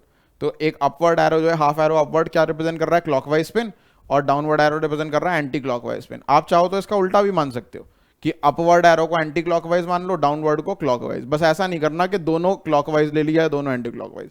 एक क्लॉकवाइज तो दूसरी एंटी क्लॉकवाइज, चाहे आप अपवर्ड को क्लॉकवाइज लो चाहे डाउनवर्ड को क्लॉकवाइज लो, वो आपकी मर्जी है। नॉर्मली हम अपवर्ड को क्लॉकवाइज मानते हैं, डाउनवर्ड को एंटी क्लॉकवाइज मानते हैं। ठीक है, तो देखिए एक ऑर्बिटल में 2 इलेक्ट्रॉन है ना, तो किस तरीके से फिल करेंगे, तो यही मैं फिल करके दिखा देता हूं आपको। एस के अंदर एस सबशेल में कितने ऑर्बिटल आए, एक आया, एक ऑर्बिटल में 2 इलेक्ट्रॉन, तो ऐसे भरेंगे, एक अपवर्ड एक डाउनवर्ड। ठीक है, पी सबशेल में कितने ऑर्बिटल आए, 3 ऑर्बिटल, कैसे भरेंगे, एक एक एक अपवर्ड भर दिया पहले तीनों में, फिर तीनों में एक एक एक डाउनवर्ड भर दिया। तो एस सबशेल में 2 इलेक्ट्रॉन आए क्योंकि उसमें एक ही ऑर्बिटल था। पी सबशेल में कितने इलेक्ट्रॉन आ गए, 6 इलेक्ट्रॉन, 2 इसमें 2 इसमें 2 इसमें, 3 ऑर्बिटल में 6 इलेक्ट्रॉन। तो डी में कितने आ जाएंगे बेटा, एक एक, सब में पहले अपवर्ड भरेंगे और फिर सब में डाउनवर्ड भी भर देंगे। तो डी सब शेल में कितने इलेक्ट्रॉन आ गए, 10 इलेक्ट्रॉन। तो एस में मैक्सिमम 2 इलेक्ट्रॉन आ सकते हैं, पी में मैक्सिमम 6 इलेक्ट्रॉन आ सकते हैं, डी में मैक्सिमम 10 इलेक्ट्रॉन आ सकते हैं, और एफ में कितने आ जाएंगे, देखो बेटा 7 ऑर्बिटल हैं, 1 2 3 4 5 6 7, 7 पहले अपवर्ड भर दिए, फिर 7 डाउनवर्ड भर देंगे, क्लॉकवाइज भर दिए फिर एंटी क्लॉकवाइज।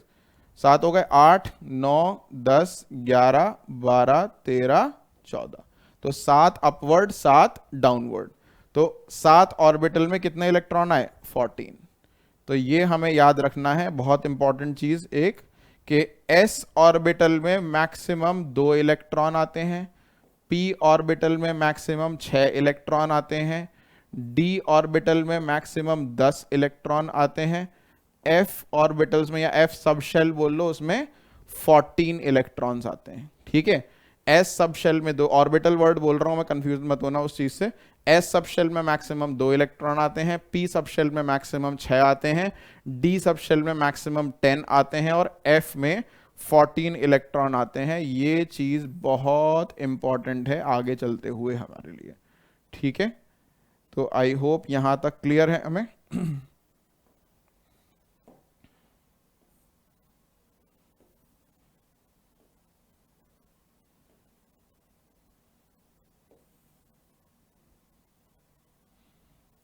ठीक है भाई,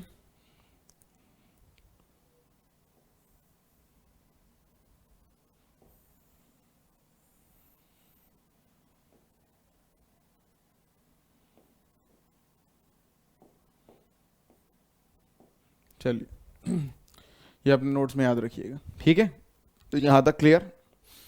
तो एजीमुथल क्वांटम नंबर के बारे में इतनी इंफॉर्मेशन है। इसके बारे में एक चीज और है, हाँ हमारे पास एंगुलर मोमेंटम। ठीक है, angular momentum of electron in an orbital. Electron जब एक पर्टिकुलर ऑर्बिटल में या सबशेल में है तो उसका एंगुलर मोमेंटम कितना होगा ये निकालना। ठीक है, तो वो मैं अगले पेज पे आपको बताता हूं। एक पॉइंट और है, हमने कितने पॉइंट्स लिख लिए थे इसके अंदर, हमने ऑलरेडी 3 पॉइंट्स कर लिए थे, 3, या फिर इसको 4th पॉइंट मान लेते हैं, इसको 3rd पॉइंट मान लेते हैं, ये तो इसी का पार्ट था। ठीक है, और इसको फोर्थ पॉइंट मान लेते हैं, ठीक है। तो फिफ्थ पॉइंट बेसिकली हम कर देते हैं यहाँ पर, point number 5,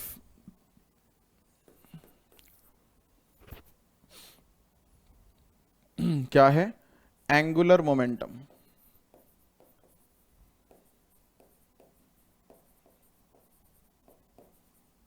of electron in a subshell, या फिर कभी कभार लिखा होता है ऑर्बिटल। इसे हम ऑर्बिटल एंगुलर मोमेंटम भी कहते हैं, ठीक है। और यहाँ लिख देता हूं मैं ताकि याद रहे आपको अगर क्वेश्चन आता है, ऑर्बिटल एंगुलर मोमेंटम। तो ये कैसे निकाला जाता है बेटा, इसके लिए फॉर्मूला है, सिंबल होता है ऑर्बिटल एंगुलर मोमेंटम के लिए ये ओमेगा, ठीक है, under root L plus 1 into H upon 2 pi, ठीक है। फॉर्मूला है under root L plus 1 H upon में 2 पाई, ठीक है। तो हम अलग अलग ऑर्बिटल्स के लिए, अलग अलग सब शेल के लिए ये एंगुलर मोमेंटम निकाल के दिखाएंगे यहाँ पर आपको, देखिए किस तरीके से।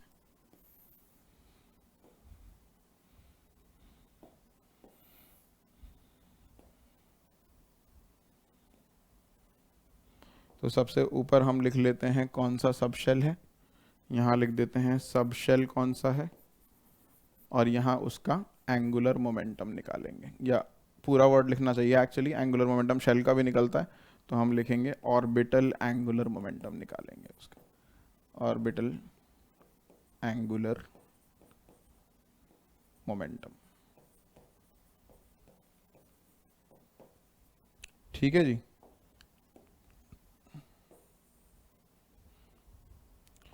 फॉर्मूला यहाँ लिखा है ऊपर आपके पास, under root L plus 1 H upon में 2 पाई, ठीक है। तो सबसे पहले सबशेल एस सबशेल की बात कर लेते हैं, जिसके लिए एल की वैल्यू क्या होती है, 0, ये सिखाया अभी, एस सबशेल मतलब एल की वैल्यू 0, ठीक है। तो फॉर्मूला है under root L plus 1 H upon 2 pi, तो under root L 0 into 0 plus 1 into H upon 2 pi. तो देखो बेटा, अंडर रूट ऑफ ये क्या हो जाएगा, पूरा 0, under root of 0 is 0, 0 into H upon 2 pi क्या आ गया, 0। तो एस सबशेल के लिए या एस ऑर्बिटल के लिए angular momentum, orbital angular momentum कितना होता है, 0, ठीक है। ये एमसीक्यू क्वेश्चन बन सकता है। पी ऑर्बिटल की बात करते हैं, या पी सबशेल की, एल इक्वल टू 1, यही होता है पी ऑर्बिटल के लिए, L equal to 1 P subshell के लिए, under root 1 into L into L plus 1 है, तो 1 प्लस 1, ठीक है, इंटू एच अपॉन 2 पाई, क्या बन गया, 1 प्लस 1 2 हो गया, 2 इंटू 1 2 हो गया, तो रूट 2 आ गया, रूट 2 इंटू एच अपॉन 2 पाई। अब रूट 2 से 2 कैंसिल कर दो नीचे, तो क्या बचेगा, नीचे रूट 2 बचेगा, रूट 2 पाई एच अपॉन रूट 2 पाई। ये किसके लिए आ गया, पी सबशेल के लिए, ठीक है। इसके बाद डी सबशेल के लिए ट्राई करते हैं। डी सबशेल के लिए एल की वैल्यू कितनी होती है भाई, डी सबशेल के लिए एल की वैल्यू होती है 2, तो फॉर्मूला क्या बना, 2 into 2 plus 1 into H upon 2 pi, ठीक है। ये रूट 6 बन गया, 2 3 6, तो रूट 6 एच अपॉन 2 पाई, ये डी सबशेल के लिए आ गया, ठीक है। सिमिलरली आप एफ सबशेल के लिए कैलकुलेट कर सकते हो, एल इक्वल टू 3 होगा, कर लेना वो कैलकुलेट, ठीक है, या वैल्यू याद ही कर लो उसकी, वो भी जरूरी है। थोड़ा सा इसको ऊपर कर देते हैं,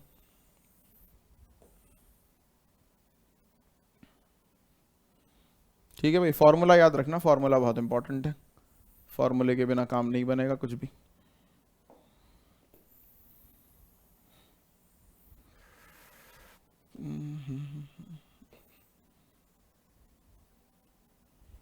डी सबशेल के लिए ट्राई कर लेते हैं।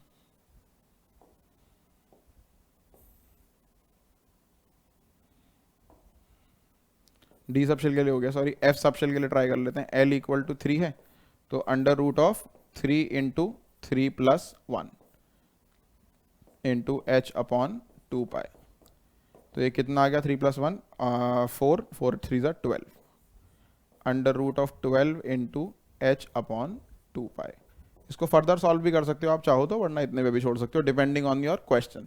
एमसीक्यू क्वेश्चन आता है, जैसा आंसर दिया उस हिसाब से, चाहे तो वैल्यूज रख दीजिए इसके अंदर। जिसको h नहीं पता, h बेटा कहते हैं प्लैंक्स कांस्टेंट को। h किसको कहते हैं? Planck's constant. h का मतलब है प्लैंक्स कांस्टेंट, और इसकी एक फिक्स्ड वैल्यू होती है कितनी? 6.626 इंटू 10⁻⁻34 जूल सेकेंड। ये पढ़ लिया होगा आपने अगर इस चैप्टर का स्टार्टिंग पढ़ लिया है तो, ठीक है। नहीं पढ़ा है तो डायरेक्ट क्वांटम नंबर्स पढ़ रहे हो बाई चांस, तो बस इसकी वैल्यू जान लो। अगर सॉल्व करके पूरी एक्यूरेट वैल्यू निकालने के लिए भी कहते हैं तो यहाँ पे h की ये वैल्यू आप पुट करिए, √2 और पाई तो आपको पता ही है, पाई की वैल्यू आपको पता है। यहाँ पे सिंपली सब में h की वैल्यू आप पुट करोगे और आपका आंसर आ जाएगा, ठीक है। तो h की वैल्यू ये है, h को कहते हैं प्लैंक्स कांस्टेंट, ठीक है। तो आई होप अब एजीमुथल क्वांटम नंबर हमें क्लियर है, ठीक है। अगला क्वांटम नंबर पे आते हैं हम। अगला क्वांटम नंबर है मैग्नेटिक क्वांटम नंबर, ठीक है। समझेंगे बेटा मैग्नेटिक क्वांटम नंबर।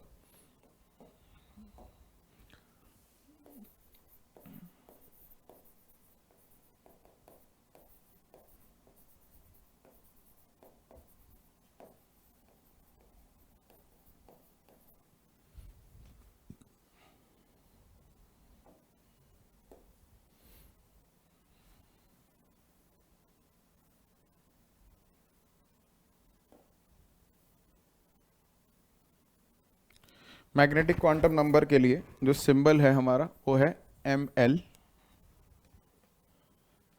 सिंबल है ml या फिर सिर्फ m, ठीक है। अब इसकी वैल्यू समझते हैं। सबसे पहले तो ये समझो कि ये क्या रिप्रेजेंट करता है। सबसे पहले मैंने इसके बारे में आपको बताया था क्या, कि it represents the orbital, it represents the orbital occupied by the electron। इसकी वैल्यू ये रिप्रेजेंट करती है कि ऑर्बिटल ने, इलेक्ट्रॉन ने कौन सा, इलेक्ट्रॉन ने कौन सा ऑर्बिटल ऑक्यूपाई किया है, orbital occupied by the electron, या फिर और orientation of orbital, orientation of orbital. ये चीज तुम्हें जब शेप समझ आएंगे, ये जो S P D F sub shell जो पढ़े हैं इनके शेप्स समझोगे, जब आप ऑर्बिटल्स के शेप समझोगे तो ये ओरिएंटेशन वाला कॉन्सेप्ट भी क्लियर हो जाएगा। बट अभी सिर्फ एक वर्ड को याद कर लो, ओरिएंटेशन ऑफ ऑर्बिटल, ठीक है। तो it represents the orbital occupied by the electron. अब इसकी वैल्यू क्या होती है? It's values depend on the value of L। Azimuthal quantum number पे डिपेंड करती है मैग्नेटिक क्वांटम नंबर की वैल्यू। जैसे L की वैल्यू N पे डिपेंड करती थी, ऐसे ही ml की वैल्यू L पे डिपेंड करती है। सही है, ये बहुत इंपॉर्टेंट है समझना। N बताता है L की वैल्यू क्या होगी, L बताता है ml की वैल्यू क्या होगी। ये क्वांटम नंबर सीरीज में लिंक्ड हैं एक दूसरे से।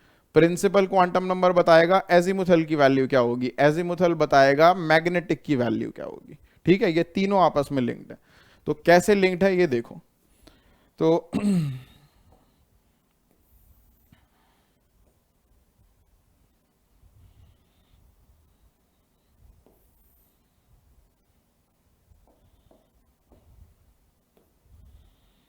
देखो भाई, यहां पर हम लिखेंगे L की वैल्यू, ठीक है। L की वैल्यू क्या बताती थी वो भी याद दिला दूं मैं आपको। L की वैल्यू बताती थी सब शेल, ठीक है। और यहां लिखेंगे हम ml की वैल्यू जो हमें बताएगी ऑर्बिटल। तो L की वैल्यू क्या होती है? L की वैल्यू याद है कहां से शुरू होती थी? L की वैल्यू 0 से शुरू होती थी, N की वैल्यू 1 से होती थी, 1 2 3 4 5। L की वैल्यू कहां से होती थी? 0 से स्टार्ट होती थी, ठीक है। तो किस तरीके से स्टार्ट होगी देखिए जरा। L की वैल्यू 0 है तो ml की वैल्यू भी 0 है। याद रखना, L की वैल्यू 0 है तो ml की वैल्यू भी 0 है। L की वैल्यू 1 है तो ml की वैल्यू होती है -1, 0 एंड +1, नेगेटिव इंटीजर से पॉजिटिव इंटीजर तक। अगर L की वैल्यू 2 है तो ml की वैल्यू होगी -2, -1, 0 +1 +2। आई बात समझ में? अगर n की वैल्यू -2, n की वैल्यू l की वैल्यू 2 है तो ml की क्या होगी? -2 -1 0 +1 +2। अगर ये 3 है तो ये होगी -3 -2 -1 0 +1 +2 +3। और बेटा ये मैथ्स की तरह नहीं है कि जिसमें प्लस साइन लगाना जरूरी नहीं होता, कि नहीं लगाया तो उसका मतलब प्लस ही होता है। यहाँ प्लस ओरिएंटेशन रिप्रेजेंट कर रहा है, प्लस लगाना भी उतना ही जरूरी है जितना माइनस लगाना जरूरी है। ठीक है, तो समझ गए होगे आप। 4 अगर आएगा तो -4 से +4 तक जाएंगे, 5 आएगा तो -5 से +5 तक जाएंगे। ठीक है, अब ये कैसे ऑर्बिटल रिप्रेजेंट करती हैं ये बताता हूं मैं आपको। देखिए ये कौन सा सबशेल है बेटा? ये कौन सा सबशेल है? L = 0 मतलब कौन सा सबशेल हो गया? S। ठीक है, L = 1 मतलब कौन सा हो गया? P subshell. L = 2 का मतलब कौन सा हो गया? D subshell. और L = 3 का मतलब क्या हो गया? F subshell. याद है ये? 0 मतलब S सबशेल, 1 मतलब P सबशेल, 2 मतलब D सबशेल और 3 मतलब F सबशेल। L की वैल्यू ये बताती है। अब S सबशेल में तुम्हें अगर याद हो हमने कितने ऑर्बिटल बनाए थे? एक ऑर्बिटल बनाया था। P सबशेल में कितने ऑर्बिटल बनाए थे हमने? 3 ऑर्बिटल बनाए थे। और डी सबशेल में कितने बनाए थे? 5 ऑर्बिटल। याद करिए, पिछले पेज पे अभी कराया हमने, वरना रिवाइंड करके देखिए वीडियो को। क्या बताया अभी मैंने आपको? 1 2 3 4 5। और एफ सबशेल में बेटा कितने बनाए थे ऑर्बिटल्स? 7 ऑर्बिटल बनाए थे। 1 2 3 4 5 6 और 7। ठीक है, तो ये जो वैल्यूज है ना, ये जो लिखी है मैंने, ये इन ऑर्बिटल्स को ही रिप्रेजेंट कर रही हैं। तो यहां देखो सिर्फ एक वैल्यू है 0, तो ये एक ऑर्बिटल को रिप्रेजेंट करती है। इस ऑर्बिटल की वैल्यू 0 है। ठीक है, पी सबशेल में 3 वैल्यूज हैं, तो 3 वैल्यूज 3 ऑर्बिटल को रिप्रेजेंट करती है। एक है -1, एक है 0 और एक है +1। ठीक है, ये ऑर्बिटल को ही रिप्रेजेंट कर रही है ये वैल्यू। चाहे तो नीचे लिख देते हैं मोर एक्यूरेटली। ये ऑर्बिटल हुआ -1, ये हुआ 0 और ये हुआ +1। ठीक है, तो ये 3 वैल्यूज जो है एमएल की, ये क्या रिप्रेजेंट कर रही हैं? इन तीनों ऑर्बिटल्स का ओरिएंटेशन। ठीक है, या 3 ऑर्बिटल्स को रिप्रेजेंट कर रही हैं। डी ऑर्बिटल के लिए क्या वैल्यूज है? -2 -1 0 +1 +2। तो -2 ये हो गया, -1 ये हो गया, 0 ये हो गया, +1 ये हो गया, +2 ये हो गया। ठीक है, सिमिलरली इसकी एफ सबशेल की वैल्यू क्या क्या है? -3 से +3, तो 7 वैल्यूज 7 ऑर्बिटल। देखो ये क्या आ गया? -3 -2 -1 0 +1 +2 और +3। ठीक है, एक सबशेल में, एस सबशेल में एक ऑर्बिटल था तो एक ही वैल्यू आई। पी सबशेल में 3 ऑर्बिटल्स थे तो 3 वैल्यूज आई, एक एक को एक एक ने रिप्रेजेंट कर दिया। डी सबशेल में 5 ऑर्बिटल थे तो 5 वैल्यूज आई, -2 से +2। एफ सबशेल में 7 ऑर्बिटल थे तो 7 वैल्यूज आई। तो each value of ml represents 1 orbital. Each value of ml represents 1 orbital. It's as simple as that. ठीक है, हर और वैल्यू एक ओरिएंटेशन रिप्रेजेंट करती है। अब ये एग्जैक्ट ओरिएंटेशन वर्ड जो मैं बार बार बोल रहा हूं, जैसे कि आप शेप्स वाला देखोगे आपको ये बात क्लियर हो जाएगी कि ओरिएंटेशन की क्या बात है। ठीक है, अभी फिलहाल ये समझो कि हर एक वैल्यू एक ऑर्बिटल को रिप्रेजेंट करती है। बात समझ आई? अच्छा, एक चीज और है कि ये वैल्यूज फिक्स्ड नहीं होती इसी ऑर्डर में। 3 वैल्यूज हैं, -1 0 +1, मैंने ऑर्डर में लिख दी -1 0 +1, लेकिन ये ऑर्डर में उल्टा पुल्टा भी कर सकता हूं। मतलब बेसिकली मैं क्या कर सकता हूं कि +1 को इधर कर दूं, -1 को इधर कर दूं। ठीक है, 0 को पहले कर दूं फिर -1 +1 कर दूं। मतलब ये वैल्यूज जंबल, हर वैल्यू एक ऑर्बिटल रिप्रेजेंट करती है, लेकिन कौन सी वैल्यू कौन सा ऑर्बिटल बनाएगी वो फिक्स्ड नहीं है। नॉर्मली हम लिखते इसी तरीके से हैं वैल्यूज, लेकिन कोई फिक्स्ड नहीं होता। ये जरूरी नहीं है कि -2 यही वाला होगा, कोई सा भी -2 हो सकता है। बस ऐसा नहीं है कि ये भी -2 ये भी -2। 5 वैल्यूज 5 अलग अलग ऑर्बिटल को रिप्रेजेंट करती हैं। ऑर्डर इंपॉर्टेंट नहीं है। ठीक है, ऑर्डर फिक्स्ड नहीं है। सही, तो I hope magnetic quantum number आपको क्लियर हो गया। ठीक है, आखिरी जो हमारा क्वांटम नंबर है वो है स्पिन क्वांटम नंबर, वो देखते हैं। तो बेटा स्पिन क्वांटम नंबर क्या चीज है ये समझिए। स्पिन क्वांटम नंबर क्या बताता था? स्पिन क्वांटम नंबर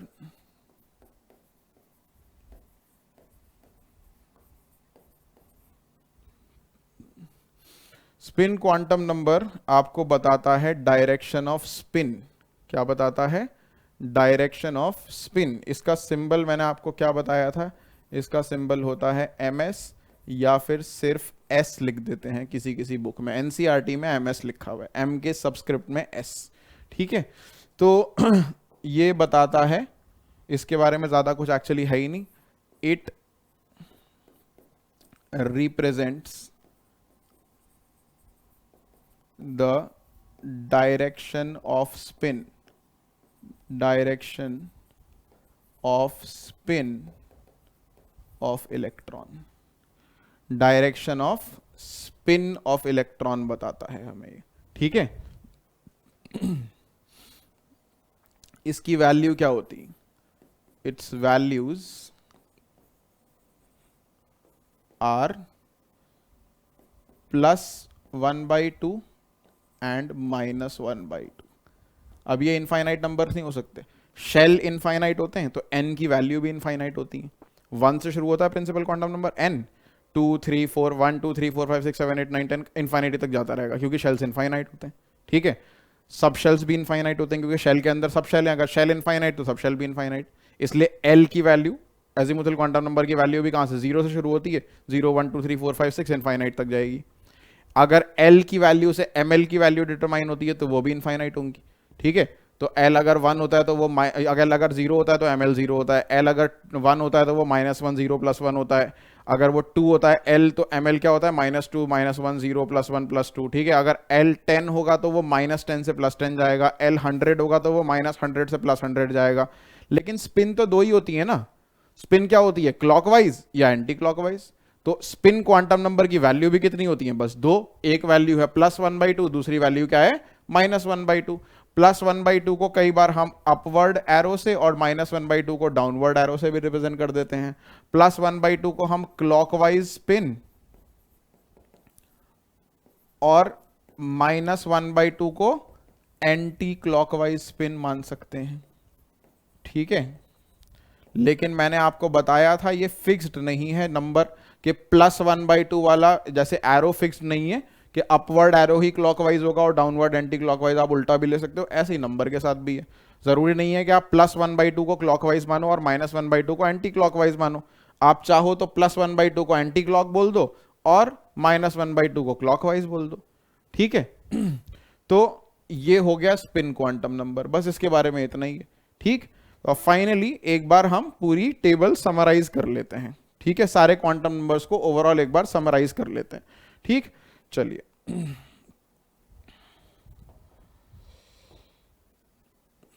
तो एक टेबल बनाएंगे बेटा, आप सब लोग साथ साथ में बनाएंगे, ये टेबल बहुत इंपॉर्टेंट है आपके लिए समझना।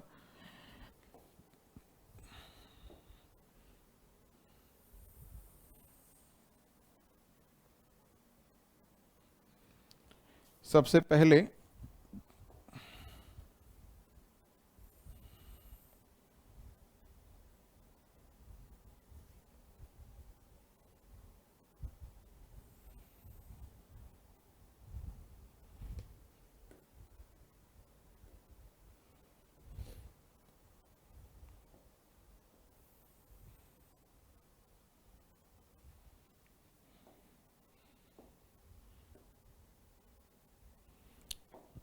तो सबसे ऊपर हम लिख देते हैं प्रिंसिपल क्वांटम नंबर n की वैल्यू, फिर लिख देते हैं l की वैल्यू, फिर लिख देते हैं ml यानी मैग्नेटिक क्वांटम नंबर की वैल्यू, और लास्ट में लिख देते हैं ms यानी स्पिन क्वांटम नंबर की वैल्यू। ठीक है, तो n की वैल्यू क्या क्या हो सकती है बेटा, n की वैल्यू 1 हो सकती है, 2 3 4 5। चलो पहले 1 से देखते हैं, अगर n 1 है तो l कितना होता है 0, और अगर l 0 होता है तो ml भी क्या होता है 0। और स्पिन, स्पिन क्या होती है, स्पिन होती है +1/2 या फिर -1/2, ये तो दो ही होती हैं, या तो क्लॉकवाइज या एंटी क्लॉकवाइज। ठीक है, n1 यानी फर्स्ट शेल और l0 मतलब एस सब शेल। अगर n की वैल्यू 2 है तो l की वैल्यू क्या होती है 0 एंड 1। ठीक है, अगर ये l1 आ गया मैक्सिमम तो ml की वैल्यू क्या होगी -1 0 +1। ठीक है, और ms स्पिन क्वांटम नंबर की वैल्यू सेम +1/2 एंड -1/2। ठीक है, अगर n3 आ गया तो L क्या हो सकता है? 0 1 2। तो अगर L की मैक्सिमम वैल्यू 2 हो गई तो ML क्या हो सकती है फिर? -2 -1 0 +1 +2। सिमिलरली अगर N 4 आ गया तो L क्या हो सकता है? 0 1 2 और 3। अगर इसकी मैक्सिमम वैल्यू 3 आ गई तो L की वैल्यू, सॉरी इसमें मैं भूल गया, स्पिन क्वांटम नंबर सेम रहेगा, +1/2 एंड -1/2। हाँ, इस पर वापस आते हैं। अगर L की वैल्यू मैक्सिमम 3 है तो ML की वैल्यू क्या? -3 से +3 तक जाएगी। -3 -2 -1 0 +1 +2 +3। और इसकी वैल्यू सेम रहेगी क्या? +1/2 एंड -1/2। तो ये सारी हमारे क्वांटम नंबर्स की समरी हो गई। इसके बाद एक लास्ट टॉपिक हम देखेंगे, सबशेल नोटेशन। तो जब इलेक्ट्रॉन की पोजीशन बताई जाती है तो किस तरीके से बताएंगे? ठीक है, अब जरा ध्यान से देखिएगा। एक स्लाइड पे मैं वापस जा रहा हूं इस चीज को आपको समझाने के लिए कि शेल के अंदर कौन से सबशेल होते हैं। इस स्लाइड पे आइए जरा और इसको देखिए, ये जो हमने बनाया है। Look at this.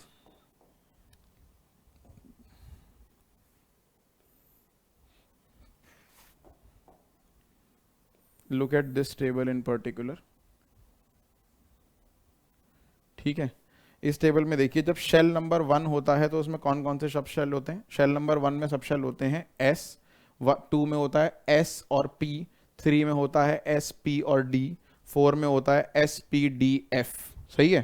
तो अगर मैं आपसे कहूं कि इलेक्ट्रॉन चौथे शेल में है तो अब आपका अगला सवाल ये होगा कि चौथे शेल में तो 4 सब शेल होते हैं, S P D और F, तो ये भी बताओ कौन से सब शेल में है। अगर मैं कहूं इलेक्ट्रॉन तीसरे शेल में है तो आप कहोगे तीसरे शेल में 3 सब शेल होते हैं, S P D, तो बताओ तीसरे शेल के कौन से सब शेल में है। ऐसे ही अगर मैं आपसे सब शेल बता दूं, मैं कह दूं इलेक्ट्रॉन S सब शेल में है तो S सब शेल तो सब में होता है।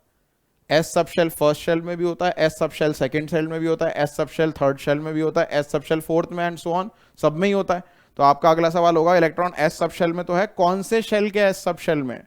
ऐसे ही मैं अगर कह दूं इलेक्ट्रॉन पी सब शेल में है तो आप पी भी देखोगे, चलो पी पहले में नहीं है लेकिन दूसरे में, तीसरे में, चौथे में, सब में होता है। तो अगर मैं आपको सिर्फ शेल बताऊं या सिर्फ सब शेल का नाम बताऊं तो वो इंफॉर्मेशन काफी नहीं है।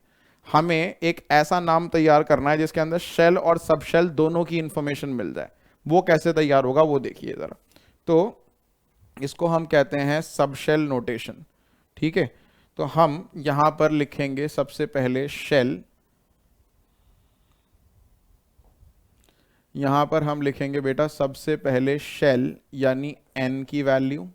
ठीक है, फिर हम लिखेंगे सब शेल यानी एल की वैल्यू, और फिर उससे हम बनाएंगे सब शेल नोटेशन।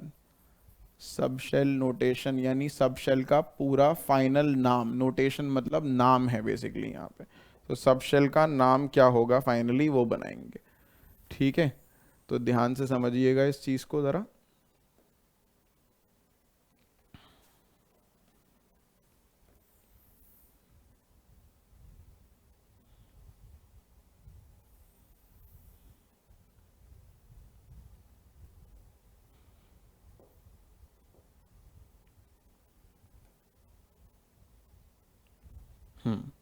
देखिए, अगर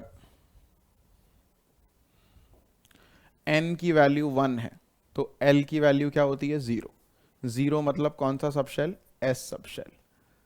सिमिलरली अगर n की वैल्यू 2 है, यहाँ पे एक लाइन बना देते हैं हम, पहले इसे पैकअप कर देते हैं। n अगर 1 है तो l क्या होगा? सिर्फ 0 होगा। अगर n 2 है तो l की वैल्यू क्या होगी? 0 एंड 1। अगर n 2 है तो l की वैल्यू होगी 0 एंड 1। 0 मतलब s, 1 मतलब p। ठीक है, एक और लाइन बना देते हैं, सेकेंड शेल पूरा हो गया। फिर अगर n की वैल्यू 3 है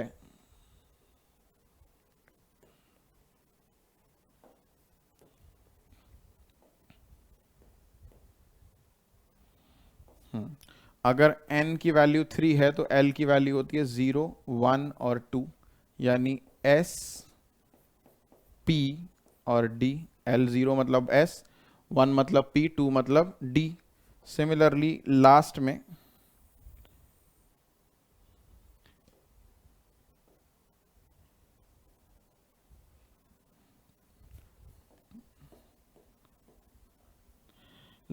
अगर n की वैल्यू 4 है तो l की वैल्यू होती है 0 1 0 1 2 और 3, यानी 0 मतलब s, 1 मतलब p, 2 मतलब d, 3 मतलब f, ये होता है। तो हम कह सकते हैं फर्स्ट शेल में सिर्फ s सब शेल होता है, सेकंड में s और p सब शेल होता है, थर्ड में s p d sub shell होता है, फोर्थ में S P D F sub shell होता है। यही सीखा था हमने पिछली टेबल में। अब सब शेल नोटेशन कैसे बनती है, सब शेल का प्रॉपर नाम, पूरा नाम किस तरीके से बनता है वो समझना है हमें। ठीक है, देखिए कैसे। तो शेल का नंबर लेना है, सब शेल का लेटर लेना है। शेल का क्या लेना है, नंबर, और सब शेल का लेटर। तो 1s क्या सब शेल नोटेशन बनी, 1s। शेल का नंबर, सब शेल का लेटर 2s। फिर सेकेंड शेल में p सब शेल भी है तो 2p। फिर थर्ड पे आ जाते हैं, थर्ड शेल में s सब शेल है, p सब शेल है, d सब शेल है। तो 3 के साथ s को मिलाया 3s, 3 के साथ p को मिलाया 3p, 3 के साथ d को मिलाया 3d। ठीक है। फोर्थ शेल में s सब शेल है, p सब शेल है, d सब शेल है, f सब शेल है। 4 के साथ s को मिलाया 4s, p को मिलाया 4p, d को मिलाया 4d, f को मिलाया 4f। सही है। तो 1 के साथ सिर्फ s, 2 के साथ s और p, 3 के साथ s p d, 4 के साथ s p d f। ठीक है। 1s 2s 2p 3s 3p 3d 4s 4p 4d 4f। 5 के साथ कहां जाएगा, 5s 5p 5d 5f 5g तक। 6 में कहां तक जाएगा, 6s 6p 6d 6g 6s 6p 6d 6f 6g 6h तक जाएगा। ठीक है, एंड सो ऑन, ये बढ़ता चला जाएगा। ठीक है। अब इसमें ऑर्बिटल कितने होते हैं, सबशेल नोटेशन समझ में आ गया। तो सबशेल को सिर्फ एस सबशेल नहीं बोलेंगे, अब हम बोलेंगे 1s सबशेल। अगर आप किसी को बताओगे इलेक्ट्रॉन कौन से सबशेल में है तो आप एस सबशेल नहीं बोलोगे, जो एस का पूरा नाम 1s में है, 2s में है, 3s में है, 4s में ये। ठीक है। तो ये n की वैल्यू है, ये l की वैल्यू है। अच्छा, ऑर्बिटल बताए थे मैंने, एस सबशेल में एक ऑर्बिटल आता है। ठीक है। तो चाहे कोई सा भी एस हो, इसका मतलब ये नहीं है सारे एस सबशेल में अलग अलग ऑर्बिटल है। 1s में भी एक ही ऑर्बिटल है, 2s में भी एक ही ऑर्बिटल है, 3s में भी एक ही ऑर्बिटल है, 4s में भी एक ही ऑर्बिटल है। कोई सा भी s हो उसमें एक ही ऑर्बिटल आएगा। और एक ऑर्बिटल में बेटा कितने इलेक्ट्रॉन बताए थे मैंने आपको, एक ऑर्बिटल में कितने इलेक्ट्रॉन, 2, 1 2 1 2 1 2 1 2। एक ऑर्बिटल में 2 इलेक्ट्रॉन, एक अपवर्ड डायरेक्शन एक डाउनवर्ड, एक क्लॉकवाइज एक एंटी क्लॉकवाइज। ठीक है। सिमिलरली p सबशेल में कितने ऑर्बिटल बताए थे, p सबशेल में 3 बताए थे। तो चाहे कोई सा भी p हो, p में 3 बॉक्सेस बनाने के लिए गए थे आपसे, तो चाहे 2p हो, चाहे 3p हो, चाहे 4p हो, सारे के सारे p में कितने ऑर्बिटल आएंगे, 3। और 3 ऑर्बिटल में इलेक्ट्रॉन कितने आते हैं, 6। एक में 2 आते हैं, तो अपवर्ड अपवर्ड अपवर्ड, फिर डाउनवर्ड डाउनवर्ड डाउनवर्ड। ये टोटल मिला के आपने 6 इलेक्ट्रॉन भर दिए। तो चाहे 2p है, चाहे 3p है, चाहे 4p है, चाहे 5p 6p, कोई सा भी p है, p में 6 इलेक्ट्रॉन ही आएंगे हमेशा। 3 ऑर्बिटल होंगे और 6 इलेक्ट्रॉन आएंगे। सिमिलरली d में कितने आते थे बेटा, d के अंदर आते थे 5 ऑर्बिटल। तो चाहे 3d हो, चाहे 4d हो, चाहे 5d हो, कोई सा भी d हो, d में कितने ऑर्बिटल आएंगे, d में ऑर्बिटल आएंगे 5। और 5 ऑर्बिटल में इलेक्ट्रॉन कितने हो जाएंगे, इलेक्ट्रॉन हो जाएंगे 10। 1 2 3 4 5 अपवर्ड वाले, 1 2 3 4 5 डाउनवर्ड वाले, टोटल 10 इलेक्ट्रॉन। ठीक है। तो चाहे 4d हो, चाहे 5d, कोई सा भी d हो। ठीक है। बस d शुरुआत कहां से होती है, d की 3 से। 1 और 2 में d नहीं आता। ठीक है। सिमिलरली f में कितने ऑर्बिटल सिखाए थे मैंने आपको, f में सिखाए थे 7 ऑर्बिटल। f सबशेल में 7 ऑर्बिटल्स आते हैं। तो कोई सा भी f हो, 1 2 3 4 5 6 एंड 7। ठीक है। तो f4 से शुरुआत होती है, 4f के बाद आएगा 5f से 6f एंड सो ऑन। तो f में कितने इलेक्ट्रॉन आएंगे, 7 ऑर्बिटल।